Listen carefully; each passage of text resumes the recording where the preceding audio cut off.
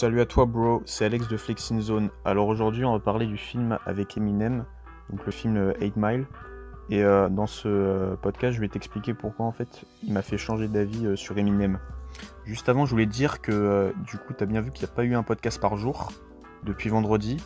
Parce que en fait c'est assez pesant pour moi et je préfère te proposer un contenu de meilleure qualité. Donc voilà.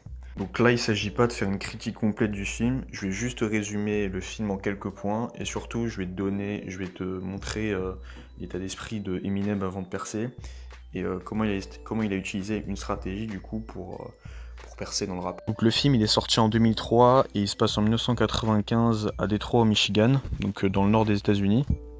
Donc c'est l'histoire de Eminem avant de percer comme je te l'ai dit, donc je vais te faire un résumé vite fait. Donc c'est B-Rabbit qui vit avec sa mère et sa sœur qui sont pauvres et il est entouré de ses potes dont j'ai oublié le nom.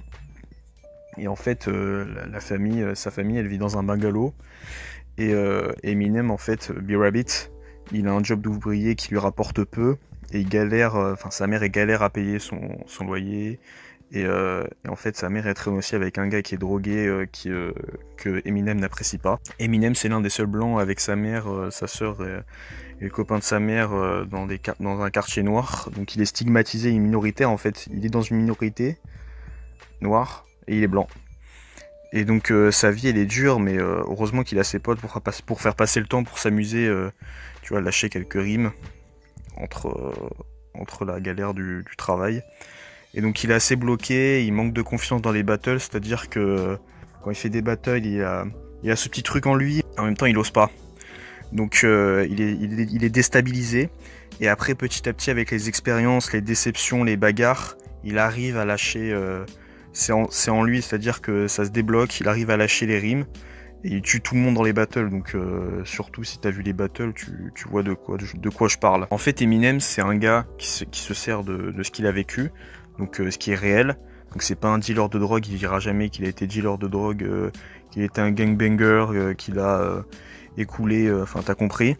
Mais c'est pas non plus un mec de la classe élite, on va dire bobo quoi, entre guillemets, genre qui vient du meilleur quartier des États-Unis. Donc c'est un blanc qui connaît la misère, qui a connu la misère à Détroit quoi. Donc il est très pauvre. Et donc cette injustice, cette frustration pardon, et tous ces aléas de la vie qu'il a vécu, il va servir de ça en fait dans la musique et il va l'assumer en fait en se moquant de lui-même en fait, de l'autodérision. Mais en même temps du coup il se moque des autres qui racontent pas vraiment la vérité. Donc à un moment tu sais quand il parle de Clarence là, le fameux mec qui clash et qui lui dit que voilà tu te prends pour un gangster mais tu t'appelles Clarence et tes parents ils t'ont mis dans une école privée, de quoi tu me parles, le gangbanger, tout ça. Et pour en revenir sur l'actualité un peu hip-hop, donc 6ix9ine, voilà, qui essayait d'imiter, qui s'est servi des gangs pour construire sa marque en fait, pour exploser. Donc voilà, tout le monde dit c'est un génie du marketing, c'est vrai, tu vois, je le reconnais aussi.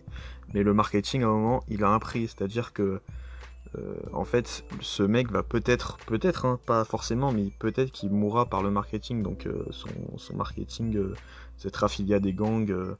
Et donc voilà quoi, il a utilisé le gang pour la musique, mais c'était pas un gangster. Après, c'était pas non plus un mec qui est né dans une cuillère en or dans la bouche, parce qu'il est né, il est d'origine mexicaine, il est né à Brooklyn, Bedford.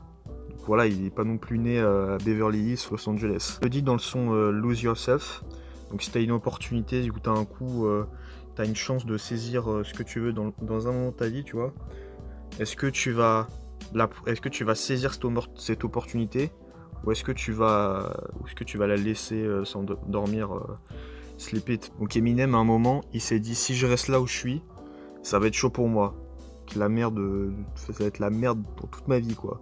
Donc il a commencé à faire ses trucs de son côté une fois qu'il a vu que les battles, il avait pris de la confiance là, comme je t'ai dit, là, avec le battle avec Clarence.